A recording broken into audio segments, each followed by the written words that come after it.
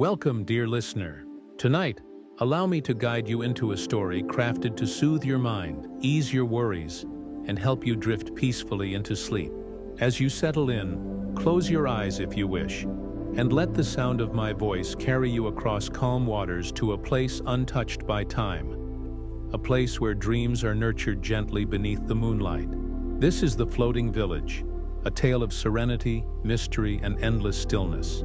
You are invited to journey there with me, to let go of the day that has passed, and to surrender yourself to the quiet rhythm of the night. There exists, far beyond the places most maps ever dared to mark, a village that drifts softly upon the surface of an endless lake. It is not anchored to the shore, nor bound by chains to any solid ground. Instead, it glides gracefully, carried by gentle currents that seem to know exactly where the village belongs.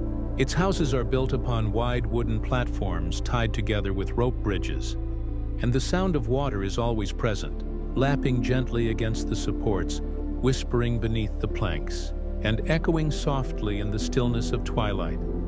Those who find this village often say it feels like stepping into another world, one that floats between waking and dreaming. By day, the water gleams like polished glass, reflecting the pastel hues of the sky. The villagers rise with the dawn, moving slowly and calmly, never hurried, never burdened by the rush of hours. And at night, when the stars scatter themselves across the heavens, lanterns are lit upon every porch, casting soft halos of gold across the rippling surface of the lake. From a distance, it looks as though the stars have descended to rest upon the water, each light swaying gently, bobbing with the movement of the current. This village has no name, or perhaps it does, but only whispered in languages long forgotten. To most who hear of it, it is simply the Floating Village, and it is said that those who wander here never arrive by accident. The lake itself seems to invite them, guiding their boats, their dreams, or sometimes even their footsteps, until they find themselves standing upon its drifting platforms. On the evening our story begins, the sky was painted in shades of silver and lavender, and the sun had just slipped below the horizon. The lake lay still, its surface catching the last streaks of light like a mirror polished by unseen hands. A lone traveler sat at the edge of a small rowboat, oars resting across the sides, drifting gently as though carried by the breath of the night itself. His name was Elian, a wanderer who had spent many years searching for places that existed only in whispers, legends, and lullabies. He had heard of this village long ago, spoken of in quiet tones by sailors who swore they had glimpsed it in the mist, but could never find it again. Elian's journey had been long, filled with winding rivers and endless marshes, through lands where fog clung to the air like memory itself. Yet something within him urged him onward, a quiet knowing that the floating village was more than a tale. He had followed the call of starlight and the sound of water, until he found himself upon this lake, guided by currents he did not command. As he drifted, the mist began to part, and there, in the hush of twilight, the first lanterns appeared, small golden orbs hanging from curved posts at the edge of the platforms, swayed in the evening breeze. One lantern, then another, and then many more, until it seemed as though a constellation had risen from the depths of the water itself. Slowly, as his boat approached, the outlines of houses emerged, small wooden cottages with curved roofs, their windows glowing with warmth, their porches lined with flowers in carved pots. The sound reached him then, soft music, like strings played from afar, weaving with the gentle hum of voices. It was not a song meant for performance, but rather a melody of life itself, the natural harmony of a village at peace. Children's laughter rang faintly from one platform, and somewhere nearby a kettle whistled in greeting to the night. The air smelled of wood smoke and blooming lilies, carried across the water with the crispness of evening. Elian let his boat drift closer until it bumped gently against the side of one of the platforms. A villager appeared, a woman with hair the color of moonlight, tied loosely at the back of her neck. She wore a robe of soft woven fabric that moved like water when she walked. Without speaking, she extended her hand, steadying his boat as he climbed onto the wooden planks. Her eyes held the same calm as the lake, a quiet depth that asked no questions, and offered no judgment. "Welcome," she said softly, her voice carrying with it the hush of wind over still waters. "You've come to the floating village." The words wrapped around Elian like a blanket, carrying the weight of inevitability, as though he had always been meant to arrive here, in this moment, at this place. He followed her across the platform, feeling the wood shift gently beneath his steps, every movement accompanied by the lull of the lake. As they walked, he saw more of the village. The houses glowed with lantern light, and along the bridges, small crystal orbs were placed, glowing faintly like captured starlight. The villagers moved slowly, some carrying baskets of herbs, others simply standing at their doorways, gazing at the water as though it were telling them stories.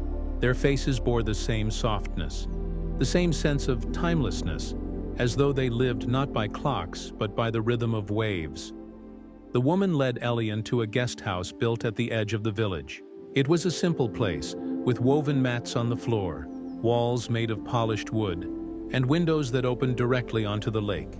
From within, he could hear the gentle creak of the water supporting the structure, as if the lake itself was a cradle rocking him into rest. "You may rest here," she said, lighting a lantern and placing it near the window. The flame reflected upon the water, multiplying itself in endless shimmering ripples. "The village moves where it is meant to go. Do not be afraid if you wake and find the view changed." Elian nodded, though he felt no fear at all, only a deep sense of calm, as though his own restless spirit had been anchored at last, not by chains or ropes, but by the simple harmony of this place. That night, as he lay upon the mat, he listened to the sounds of the floating village, the lapping of the water, the distant laughter, the hush of wind through flowers. His eyes grew heavy, and just before sleep claimed him, he thought he heard the village singing, not in voices but in the rhythm of the water itself, a song as old as the lake, as eternal as the stars. And as Elian drifted into dreams, the floating village drifted too, gliding silently across the water, carrying its people and its secrets deeper into the night. When morning came, Elian awoke to a soft chorus of sounds unlike any he had ever known. It was not the clamor of a marketplace or the calls of merchants, nor the busy rhythm of carts and hooves upon cobblestones. Instead, it was a symphony of water and sky, the lapping of gentle waves against the wooden beams, the distant call of birds gliding just above the lake, and the occasional creak of rope as the platform shifted ever so slightly, adjusting themselves to the subtle pull of the currents. Sunlight spilled across the room in ripples of pale gold, refracted by the moving water outside the window. When he sat up, Elian saw that the village had moved overnight. The view before him was different now, though equally serene. In the distance, a chain of mist-covered islets rose like small guardians of the lake, their slopes clad in soft greenery. The village drifted near enough that their outlines seemed to shimmer against the light, but far enough that they remained mysterious, unreachable for now. Elian rose, stepping barefoot onto the polished wooden floor. The boards were warm, holding the memory of sun and water. He opened the window wide, letting the lake air wash over him. It carried with it a faint fragrance, fresh lilies, mingled with something sweet and indescribable, like nectar caught in a breeze.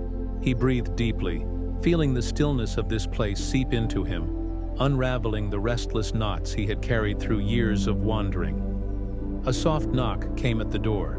When Elian opened it, the same woman who had greeted him the night before stood there. Her robe today was of pale blue, embroidered with wave-like patterns that shimmered faintly in the light. She carried a shallow bowl carved from driftwood, filled with fruit he had never seen before. Small golden orbs with translucent skin, berries the color of twilight, and slices of something pale and fragrant that glistened with dew. "You rested well?" she asked, her voice as calm as the dawn. "Yes," Elian replied, bowing his head slightly. "More deeply than I have in years." She smiled, setting the bowl upon the small table by the window. "The lake sings to those who listen. It cradles our dreams as much as our homes." Elian studied her, curiosity pressing gently against his calm. Do you all live here always? Upon the water, drifting without anchor?" The woman's smile deepened. though her gaze held something thoughtful. Always. The village has no fixed place because we have no need for one. The lake carries us where we are meant to be. We do not guide it, nor resist it. We trust its path, and so it has sheltered us for generations. Elian felt a shiver, not of fear, but of awe. Do you never long for land? For the steadiness of soil beneath your feet? She tilted her head, considering the question as though it had not been asked in many years. Perhaps once, long ago. But the lake has become our land, our foundation. The water remembers us, and we remember it. She gestured toward the village, where bridges swayed lightly in the breeze, and children darted across them with laughter like bells. This is steadier than stone if you let it be. Her words lingered in his mind long after she left him to his meal. That day, Elian wandered the village. He walked the narrow bridges that swayed just enough to remind him of the water below, though never so much as to make him uneasy. Each platform revealed something new. A small garden of herbs growing in raised wooden troughs, tended by an old man whose hands moved as gently as if he were coaxing secrets from the leaves.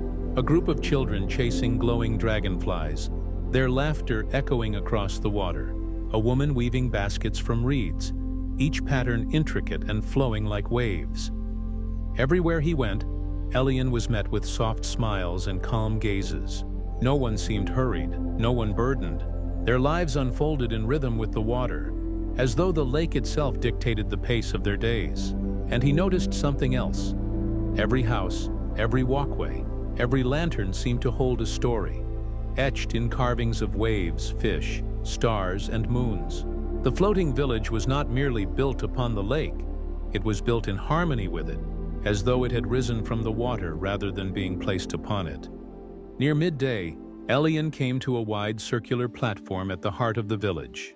Here, a gathering had begun. Villagers sat in a circle upon woven mats, their voices low and melodic, as they shared words he could not understand. At the center stood an elder, her hair long and silver, flowing like the light of the moon. She held in her hands a small bowl filled with clear water, which caught the sunlight in shimmering patterns. Elian hesitated at the edge of the platform, but a villager beckoned him forward. He stepped carefully across the planks, lowering himself onto a mat offered to him. The elder's eyes met his, and though she did not speak, he felt as though she saw him completely. His years of wandering, his restless search, his hunger for belonging. She raised the bowl, letting a few drops of water fall back into the lake. The ripples spread outward, catching the reflection of every face gathered there. Then she spoke, her voice carrying with it the hush of deep currents. "The water carries us," she said. "The water remembers us, and the water brings those who are meant to drift beside us, if only for a while." The villagers bowed their heads in unison, murmuring words that rose and fell like waves. Elian found himself bowing too, though no one had asked him. It felt natural, as though the lake itself had lowered his head. After the gathering, the elder approached him. She placed her hand lightly upon his shoulder. "You have wandered long," she said, her eyes kind. "But the lake has brought you here to rest. Do not question why. Simply let it be." Her words struck deep, stirring something within him that he had not dared to name. The ache of searching for a place that felt like home. That evening, as the sun dipped once more into the horizon, Elian stood at the edge of the village, gazing out across the endless water. Lanterns flickered to life around him one by one, until the village once again shone like a constellation set upon the lake. He listened to the creak of the platforms, the sigh of the breeze, the laughter of children, and the murmur of voices that carried no urgency, only peace. For the first time in years, he did not think of where he must go next, or what he must seek. He thought only of this moment, and the way the lake held the village in its gentle embrace. And as night deepened, he felt the faintest shift beneath his feet, the movement of the village, drifting again into the unknown, carried by currents unseen. Yet instead of unease, he felt only calm, as though he too were finally being carried, not away from something, but toward where he was meant to be. Elian had never known mornings to feel quite like they did upon the floating village.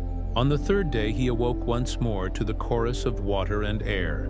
the gentle rocking beneath him like the cradling of unseen hands. This time, however, something was different. The air carried not only the sweetness of lilies and the faint trace of wood smoke, but also a deeper scent, earthy and rich, as though the water itself had stirred from slumber to greet him. When he stepped out onto the platform, he saw the horizon had changed again. The lake stretched endlessly, yet the shapes rising in the distance were new. Clusters of rocky outcrops, mist curling around them like veils. The floating village had drifted closer to them in the night. Their surfaces were dotted with strange growths, tall reeds that glowed faintly in the morning light, and blossoms that opened slowly as though yawning awake with the sun. He had never seen flowers like these before. They looked too delicate to cling to stone, their petals translucent, catching the glow of the water below and reflecting it like tiny lanterns. The villagers seemed unbothered by the shift in scenery. They carried on as always, tending to their daily rituals with quiet grace. Yet Elian noticed an undercurrent in their movements, a stillness in their eyes that seemed heavier than usual, as if they too felt the lake's change in mood. The woman who had first welcomed him approached with a small smile. Today she carried a basket filled with herbs, their scents sharp and calming. "The lake has brought us near the stone islets," she said, her tone light, though her gaze drifted toward the mist. "It is rare that we come so close. The waters here are deeper, older." "Older?" Elian asked, curiosity pricking at him. She nodded.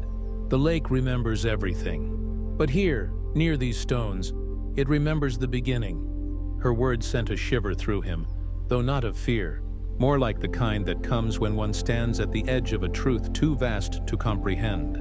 He wanted to ask more, but before he could, a group of villagers began gathering near the central platform, carrying baskets, instruments, and clay vessels. "They are preparing," the woman said softly, noticing his glance. "Would you like to see?" Elian followed her through the maze of bridges until they reached the gathering place. There, villagers were arranging themselves in a wide circle. The elder stood at the center once more, her silver hair loose, falling like threads of light over her shoulders. She held no bowl this time, but instead a staff carved from driftwood, its surface etched with spirals that seemed to flow like water itself. When all had assembled, the elder lifted the staff, and silence fell like a tide withdrawing. Even the lake seemed to hush, its ripples slowing to a near stillness. Then she spoke, her voice carrying across the circle. "The lake has brought us to its memory stones, and so we honor it." At her words, the villagers began to sing.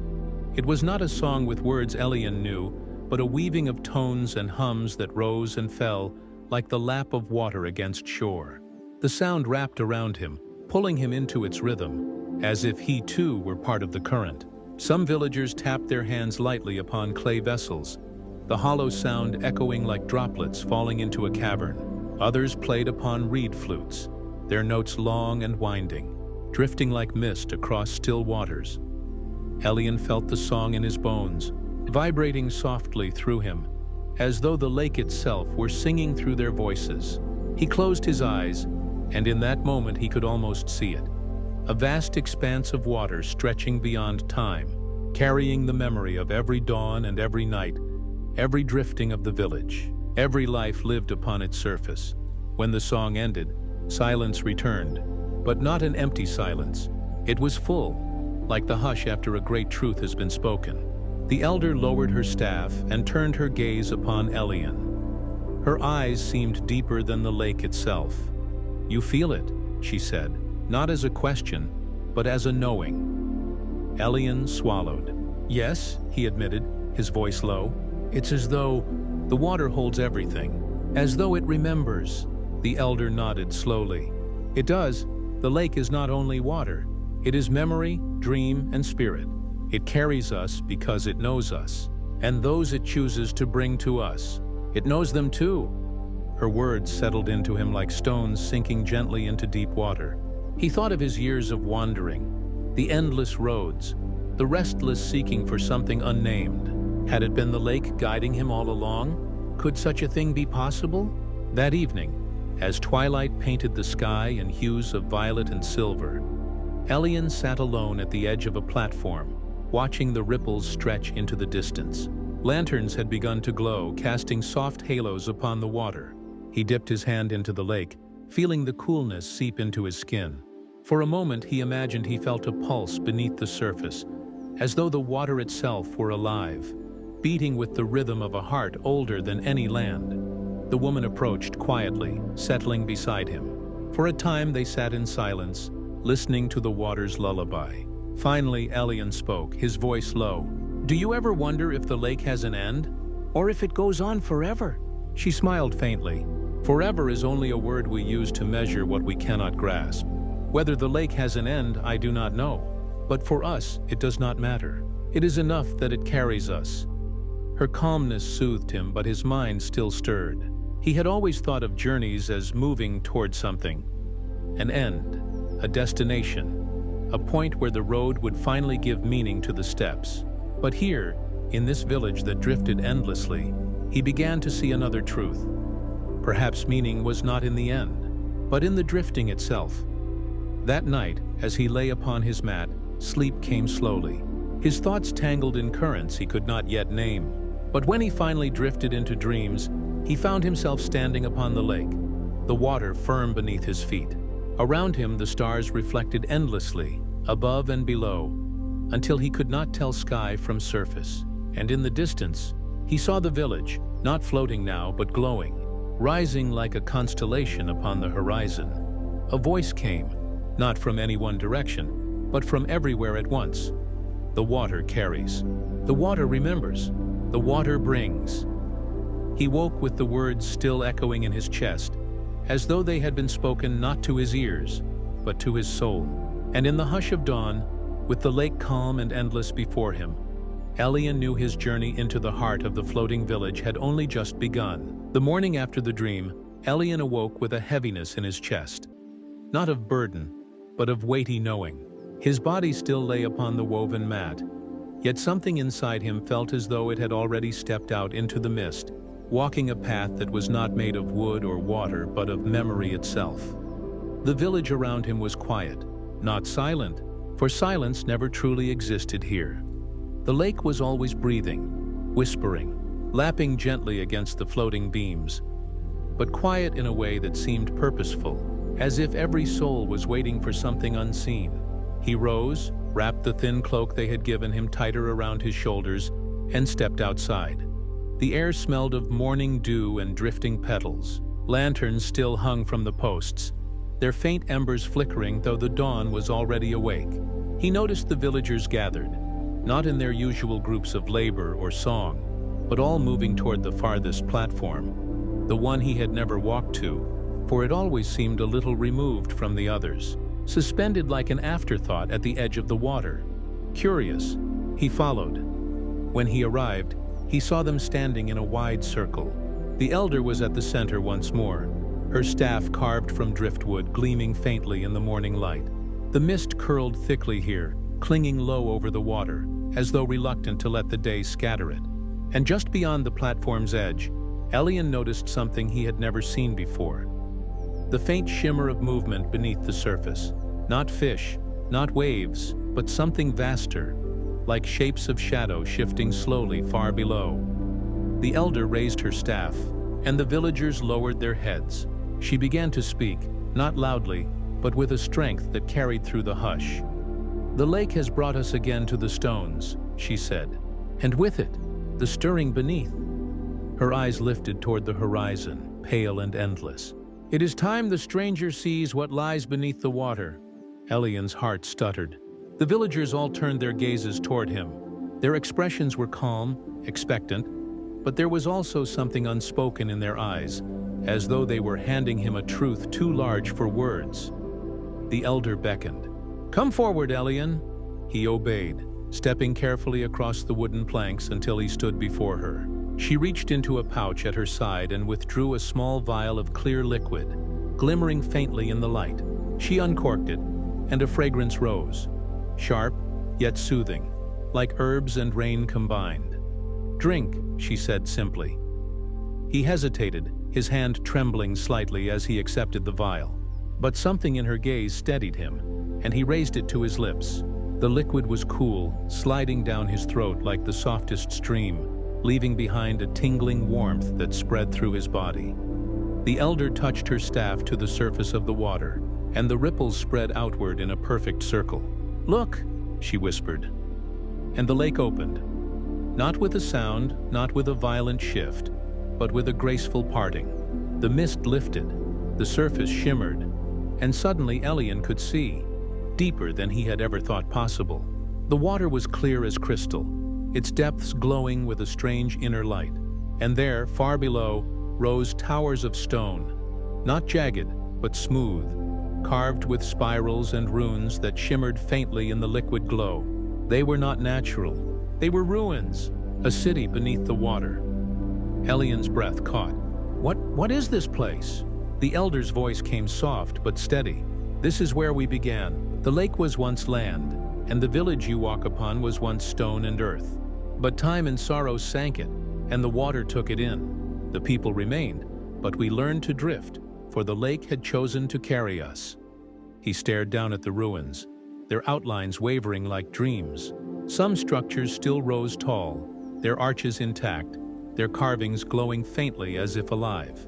Others lay toppled, embraced by silt and reeds, claimed by the patience of water. "Why show me this?" he asked, his voice barely a whisper. "Because," the elder said, her eyes on him, "the lake does not bring strangers by chance. Those it brings are bound to its memory. And you, Elian, you are bound deeper than most." Her words stunned him. "Bound? I don't understand. I've never been here before." "Not here," she agreed gently. "But the lake remembers paths longer than lifetimes. Sometimes it carries echoes of those who once were. Sometimes it returns what was lost." Elian felt the air tighten around him. His chest ached with a strange familiarity he could not name. He looked again at the ruins below, and for a fleeting instant he felt he knew them. A flash in his mind, a corridor of stone, voices singing within it, hands reaching out to him. And then it was gone, leaving only ripples in his memory. The elder rested a hand on his shoulder. "The water remembers you, Elian, and now it is time you begin to remember it." That night, the village was quieter than usual. The children's laughter, the songs, even the gentle chatter of daily life seemed softened, as though everyone was waiting for something that had not yet arrived. Elian lay awake on his mat, staring at the wooden beams above, his thoughts restless as the surface of a storm-tossed lake. When sleep finally took him, it came heavy and deep, and in his dream, he walked again upon the water. The ruins rose around him, not sunken now, but whole, gleaming with firelight and voices alive. He moved through corridors of stone, and everywhere, faces turned toward him. Faces he did not recognize, yet felt he had known always. A woman placed a hand over his heart and whispered, "The lake carries what the land forgets. You are part of its memory." He woke with tears on his cheeks, and for the first time he was afraid. Not of the village, not of the water, but of the truth stirring inside him, waiting to surface, like the ruins beneath the lake. The days that followed the revelation of the drowned city moved differently for Elian. Time itself seemed to change its rhythm, stretching like ripples that never reached a shore. The floating platforms creaked softly beneath his feet. The lanterns swayed as though they breathed with the lake, and everywhere he looked he saw reflections, faces, ruins, shadows of memories, dancing beneath the water's glassy skin. Each morning, the villagers went about their gentle rituals, mending nets, tending to floating gardens of herbs, guiding their small boats through the mist to gather lilies or driftwood. Yet their eyes carried a subtle shift when they glanced at him. Respect, perhaps. Curiosity. Or maybe it was recognition, though Elian could not imagine why. At night the dreams grew stronger. They came not as scattered fragments now, but as whole passages of another life. He saw the drowned city in its full splendor, its towers rising proudly, its courtyards bright with blossoms, its walkways alive with song. He walked those streets as though they were his own. The air was warm, touched with the perfume of flowers and burning oil lamps, and everywhere he felt the lake's presence, not surrounding, but cradling the city. as though even then it had been a guardian. Yet the dreams always ended the same. The waters would rise, the people would flee, and a young man, standing at the heart of the city, would raise his arms as if to embrace the flood, his expression both sorrowful and serene. Then everything would dissolve into rushing currents and silence. When he woke, Elian's heart pounded with questions he could not voice. One evening, unable to bear the weight of uncertainty, he sought the elder once more. She was seated at the farthest platform, where the mist was thickest, her staff laid across her knees, her gaze fixed on the endless horizon. "You have seen it," she said without turning. Elian sank to the planks beside her. "Every night, I see the city before it sank. I walk through it. I feel as though I belong to it." He hesitated. "But that is impossible. I was born far from here. I have never set foot on this lake before now." The elder finally turned her eyes to him. They were deep as the water itself. "The body remembers one life, Elian, but the water remembers them all." He frowned. "What are you saying?" "That the lake carries more than ruins. It carries memory. And sometimes it calls back those who once walked its shores. So they may see, so they may remember." Her words settled into him like stones dropped into deep water. He felt them sink, felt their ripples spread, unsettling everything he thought he knew. "You mean, these dreams? They are not dreams. They are memory," she confirmed. "The memory of water, flowing through you." Elian lowered his head into his hands. His pulse roared in his ears. "Then who was I?" The elder's hand touched his shoulder, light as a drifting leaf. "Only you can remember fully. But the lake is patient. It will reveal you to yourself when the time is right." He wanted to press her, to demand the truth she seemed to hold back, but her eyes closed, and she began humming a soft tune, an old song, one that carried the cadence of waves. It lulled him into silence, into surrender. He realized then that answers would not come by force. They would arrive, like the mist, only when the air was cool enough to hold them. That night, the dream was different. He stood once again in the city, its towers glowing, its walkways alive with music. But this time he did not wander aimlessly. He moved with purpose, following a pull deep in his chest, until he reached a vast courtyard at the city's center. There, a fountain rose, carved from marble, its waters sparkling with light. A woman waited beside it. Her hair was long and dark as river stones, her robe flowing like silk touched by starlight. She turned to him, and her eyes widened with recognition. "Elian," she whispered. The name struck him like thunder, not because it was his, but because of the way she spoke it, as though it had always been his, in every time, in every life. "Who are you?" he asked, his voice trembling. She stepped closer, her hand lifting as if to touch his cheek. "I was once your sister." Her smile trembled. "We lived here before the waters came. You were the one who stayed when the flood rose. You gave yourself to the lake so that we might survive." Her words filled him with both warmth and sorrow. Images surged into his mind, playing by the fountain as children, laughing in the corridors, fleeing as the flood approached. And then the final moment, standing in the city's heart, raising his arms to the waters, feeling them crash over him, not with fear but with acceptance. The dream dissolved in tears. When he awoke, the dawn was pale, the mist thick as ever, but his chest felt lighter, as though a locked door inside him had finally opened. He sat quietly for a long time, listening to the lake breathe, watching the ripples spread across the water. The truth was no longer distant. It was part of him. He had been here before. He had walked the drowned city, not in dream, but in life, and the lake had carried that memory, holding it until he returned. But with the truth came a question heavier than all others. Why had the lake brought him back now?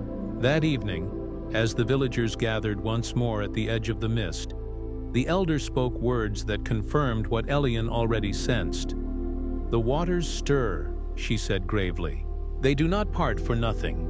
The lake remembers, and it asks of us a gift. Elian, the time has come for you to choose whether you will walk only as a man or as memory itself." The villagers bowed their heads. The mist swirled, curling tighter around the platforms. and Elian felt the pull of the water stronger than ever before, as though the lake itself was reaching for him, calling him back, not to drown, but to belong. The mist was heavier than ever that morning, wrapping the floating platforms in veils of silver.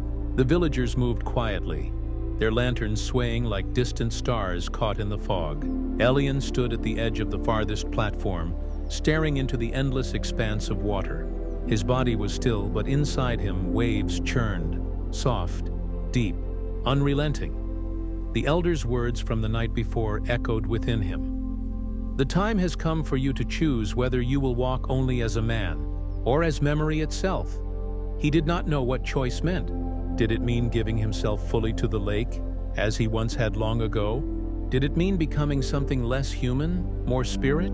Or did it mean simply accepting the truth, that he was not just Elian, a wanderer who had stumbled into this drifting place, but also a remnant of the drowned city, carried by water's memory into the present? The platform creaked gently beneath his feet. The air smelled of lilies and rain. He closed his eyes, letting the sensations sink into him like a lullaby. Then the elder approached, her staff tapping softly against the wood. She did not speak right away. She stood beside him, her gaze fixed on the lake's endless veil of mist. When she finally spoke, her voice was quiet, almost as if she were speaking to the water itself. The lake does not ask for sacrifice this time, Elian. It asks for remembrance. It does not wish to drown, but to be known, to be sung of, to be carried forward. He turned to her, confusion creasing his brow. But how can I carry something so vast? She smiled faintly. By being who you are. The water remembers through you. You are both man and memory now. You need not give up one to become the other. You need only to live with both. Her words sank into him, gentle and steady. He realized then that the choice was not between past and present, but between denial and acceptance. He had been resisting, fearing that if he embraced the truth, he would cease to belong in this world. But perhaps it was the opposite. Perhaps by embracing it, he could finally belong more fully than ever before. That night, the village gathered for a ceremony unlike any he had yet seen. The platforms were decorated with woven garlands of lilies and lanterns that glowed not with flame, but with captured starlight, tiny crystals infused with the shimmer of the water itself. The villagers wore robes of pale blue and white, their hair adorned with blossoms. They sang as one, their voices low and harmonious, echoing across the water like a hymn. Elian stood among them, his heart both heavy and light. The elder raised her staff, and the singing hushed. She lifted her gaze toward the mist and spoke. Tonight, the lake and the village remember together.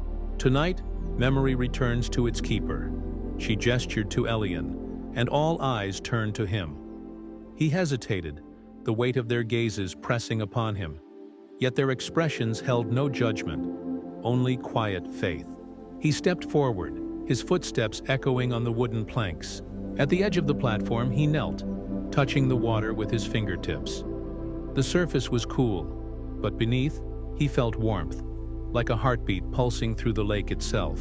He closed his eyes, and the visions came, stronger than ever before. The drowned city, the people who had once lived there, his own final act, raising his arms to the flood, his sister's voice calling his name through the rising waters, and then the long silence, the centuries of drifting, the patient breath of the lake holding all those memories safe.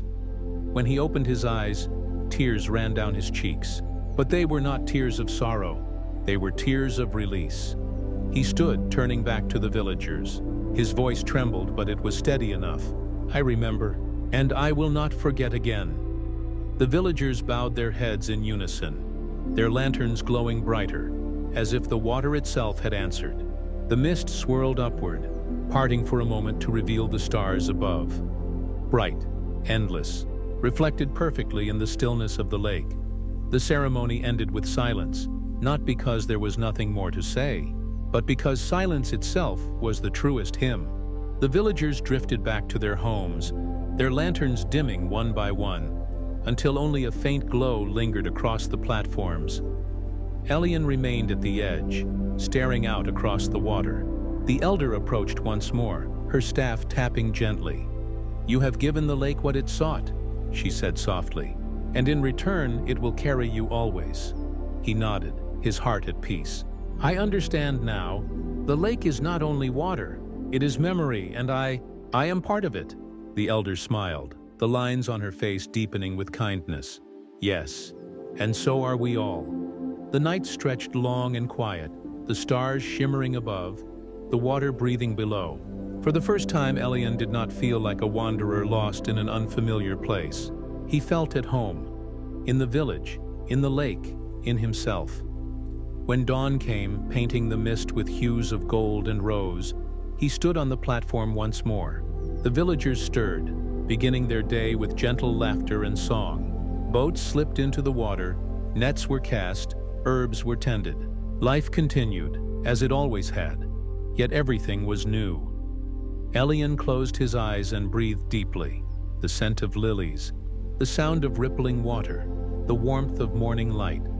Everything settled within him like a promise. He knew that he would remain here, not as an outsider, not as a ghost of memory, but as Elian, both man and remembrance, both present and eternal. And as he stood there, the mist lifted just enough for him to see far across the lake. For the briefest moment, he glimpsed the outline of the drowned city shimmering beneath the surface, whole, luminous, alive. It faded quickly, but not before he understood. It was not gone. It never would be. The water remembers, always. And now, so would he.